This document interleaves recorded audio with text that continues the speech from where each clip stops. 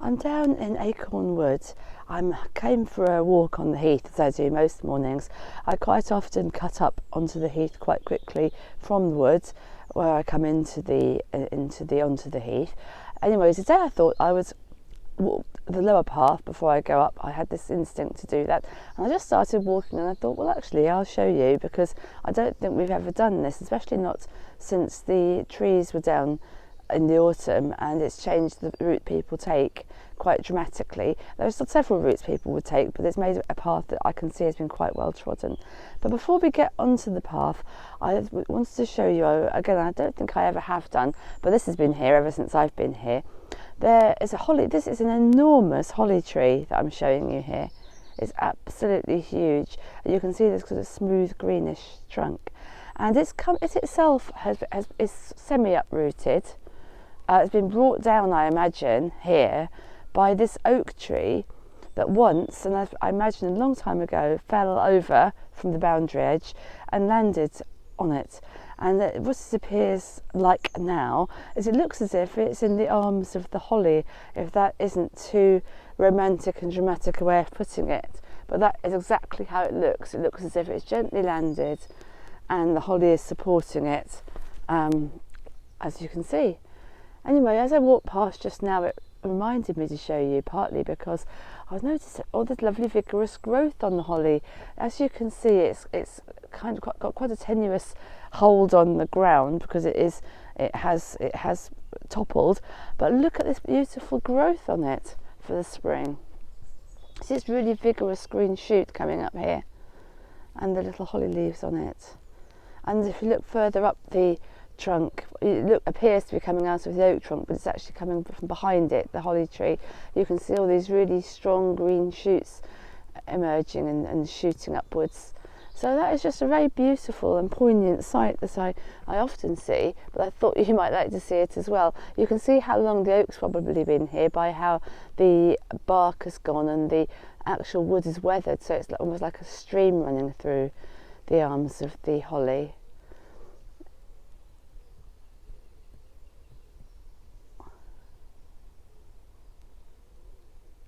Anyway, we'll continue along this lower path.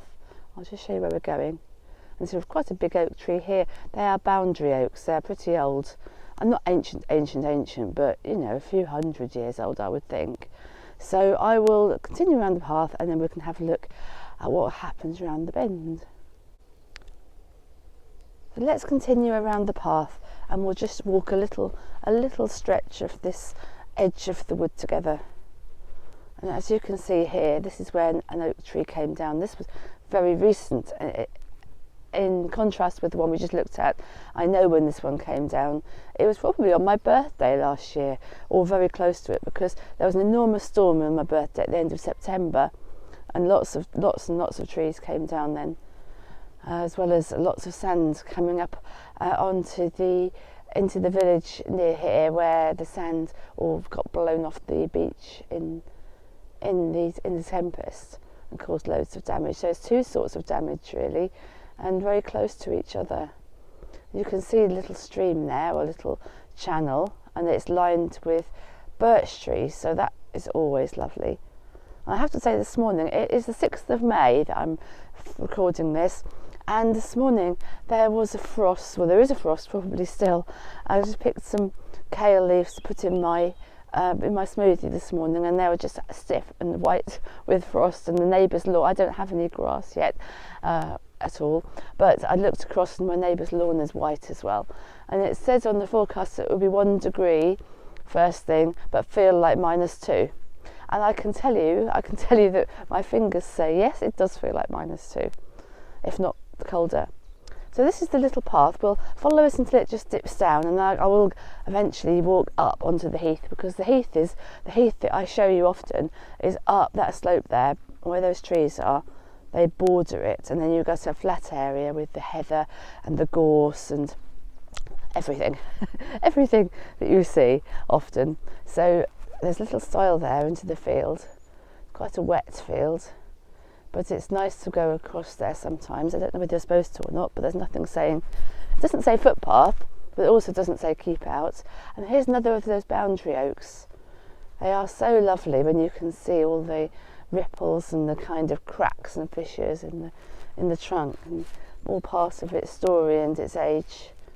This one looks as if it's got its belly sticking out, I always think, as you approach it. When I did the candles at the midwinter, the owlflight candles, it was this part of the wood I came down to photograph the pots and the candles and the candle alight and so on, and the other uses for the pot, because it's the edge of the wood and you do get barn owls flying occasionally. I only seen one a couple of times on this field here, often seen muntjac deer.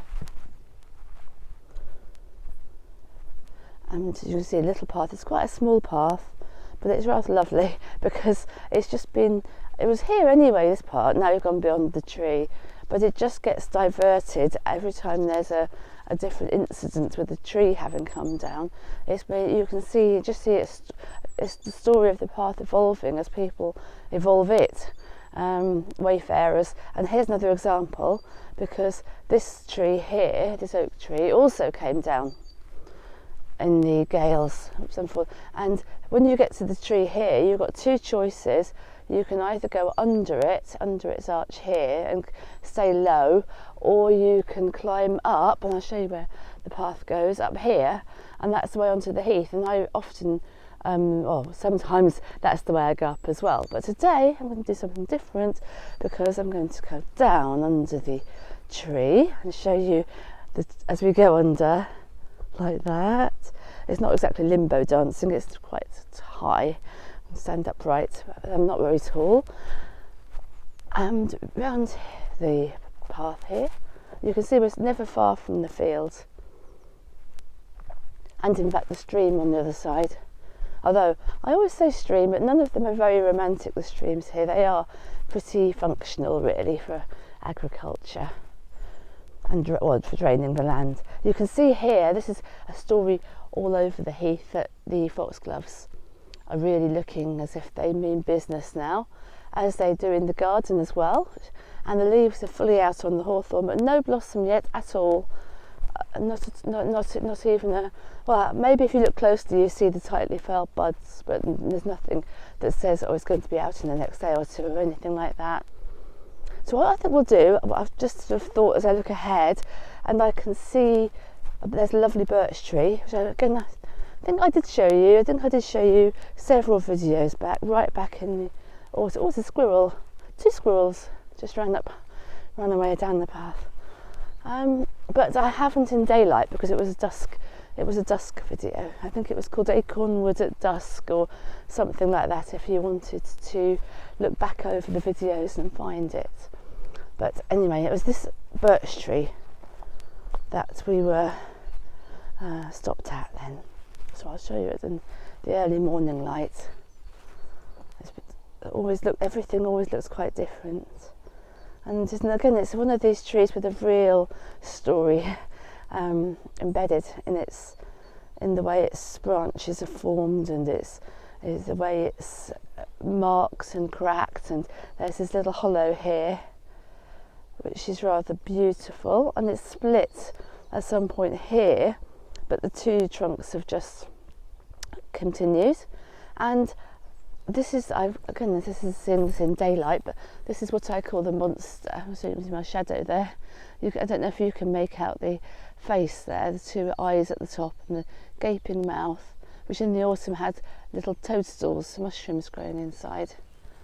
And the other thing, which again I showed before, but there were no leaves then, but to show that although it's a birch tree, there's actually other little trees growing out of it, and that's a little elder tree just there.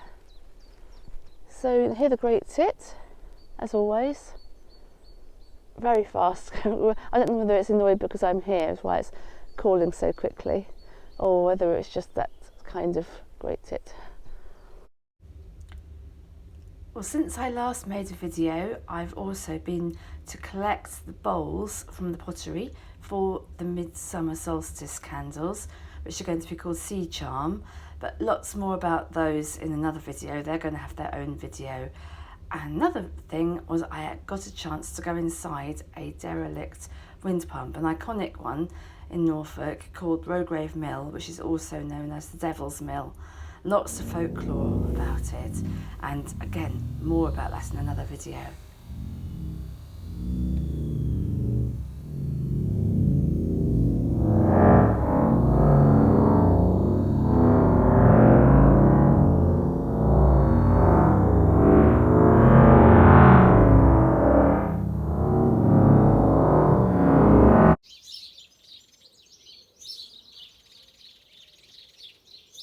It's a noisy time of day in Sparrow World. Early morning, it really is. Just listen to them all. And I haven't actually filled their feeder yet, so this is probably them asking for their breakfast as much as anything else. But because they live up under the gutter up here, they are kind of always on hand. So anyway, as is the rat, or the rats, but that's another story. I haven't quite worked out how to handle at the moment. Anyway, let's come in, because I thought, just quickly, you might like to see how amazingly green everything has become since we last had a look, which actually wasn't all that long ago. But as you can see, the ground is completely covered. And we had rain, quite a lot of rain yesterday, which was my day off. And now I've got to go to work today. It's lovely and sunny, but that's always the way. But anyway, I'll just show you, because there's all sorts of exciting things happening, like this beautiful Aquilegia columbine, which I think is my favourite flower. I know I said that about the hellebores, and I'll probably say that about the roses when they come out. But it's got to be my top 3, most definitely. And I love the way they're all different ones. You never know what they're going to be till they start to show their colour, and they self-seed themselves in all different hybridisations. And they look at this Clematis montana, which is just everything I hoped it would be, except it's got to work a little bit harder and drape itself over the roof of the porch. And I also want to put some wires up. I think I might have said that last time, but I haven't done it yet, across the porch windows here to actually cover that, clothe that as well, which I think would be really nice, make it a bit nicer and less transparent. So what else can I show you? Is my shadow, we'll whiz past that, on this side of the old front door. Oh, this is the work of the rats. Look what they've done. Beautiful tulip, that was there this morning and it's not there now. And they've broken down the other 2 orange tulips on the other side near the bird table. I've watched them do it. They climb up the stems and knock them over and break them off. I don't know why they do it. I suppose it's just fun. Anyway, but I don't think they can break every single plant in this garden, so we'll look at some other things. They've got this another lovely Aquilegia about to show its colour. And as you can see, the plants that I've put in here to grow up against the trellis really are moving now. And this lovely rose here, which has always looked a bit spindly, but that's looking really healthy this year. Maybe because I put manure around it, horse manure around it. The pond is looking better, I'm happy to say. Look how these plants have grown. Because it was still a little bit in the balance last time I showed you, but I think it's going to come out all right now. I think it's going to be all right. Little alpine strawberries are not looking so little at all. I put the seeds in for, and they were tiny, and I think again they like the rich earth, because I have fed it quite a lot when I was planting to make up for the fact it was not a very good soil when I arrived at all, and the builders had trashed it anyway, and it had lots of old floorboards stashed on it for months and months and months. Well, everything really. Again, the hellebores have had their day. The foxglove, I think I showed you before, has got bigger. And this here is an allium, that bobble, so that will burst out into lovely flower before long. And the tulips are just, well, they survive, are just a beautiful shape. And I think that's really all I wanted to show you just quickly, because it's nice to have a record of how things change even in a week or so between the times I make a little a video showing what's happening, and at the same time it's lovely to hear the birds and to see, if you look up here towards the oak tree opposite, which has been a bit decimated because it's been hacked about, but at the same time it's beautiful against the blue Norfolk sky and the leaves just coming on the oak, as they are everywhere around here at last in the middle of May. Beautiful, lovely to see. And the willows is trying to get tall enough for me to make an arch out of them, and not quite succeeding yet.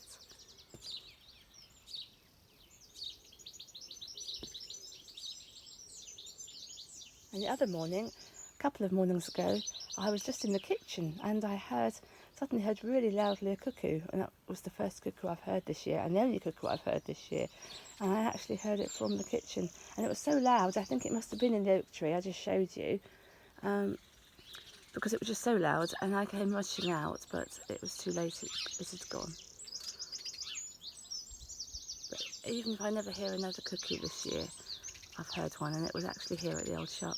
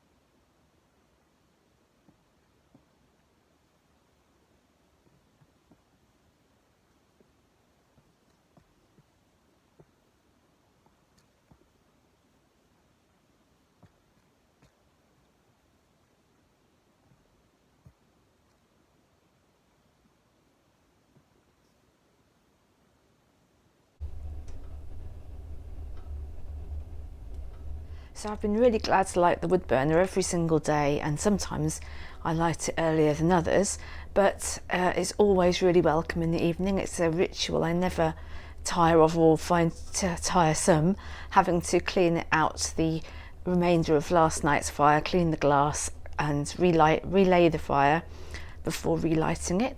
And that's what I've just done. So I thought I'll just show you the fire. I don't think we've looked at the fire since winter probably, and it is quite strange to be appreciating it in the middle of May, but that's how it is. So in fact it's been really drizzly all day today, but in fact I can see that the sky has just started to look a bit brighter even though it's now evening. So I think I'm going to go down to the heath. I haven't been down there today at all, it's been really wet, and just see how it's looking after the rain.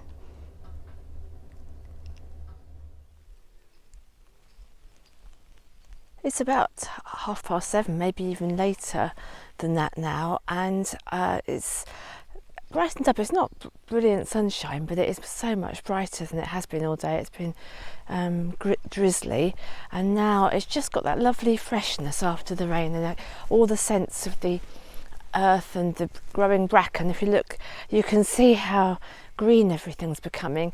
And I just thought I'll just take you with me on a little walk, just a little part of the heath that I'm walking around. It's just a short circuit. See something else coming up there, that I do usually in the morning, first thing in the morning before breakfast, but I didn't go today because it was wet. So I'm going now quickly before I eat this evening.